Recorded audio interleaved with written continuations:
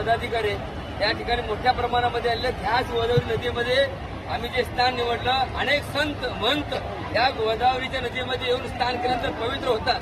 मग आमच्या महाराष्ट्रातील 1,34,000 विद्यार्थी जर नोकरीपासून वंचित राहत असतील, जे माननीय मुख्यमंत्री तत्कालीन मुख्यमंत्री एकनाथ शिंदे साहेबांनी जो शब्द दिला होता तो शब्द कुठेतरी पाळावा आणि ती आमची 67 पाठीमागची निघून जावी म्हणून या गोदावरी नदीमध्ये हे सर्व युवा प्रशिक्षणार्थी आंघोळ करण्यासाठी आले होते. पण पोलीस डिपार्टमेंटचं म्हणणं असं आलं की बाबा तुम्ही एकटेच चला. तर मी सर्वांच्या वतीने मी एकट्याने आंघोळ या ठिकाणी केलेली आहे आणि ही व्यथा गोदावरीच्या चरणी आम्ही मांडत आहोत.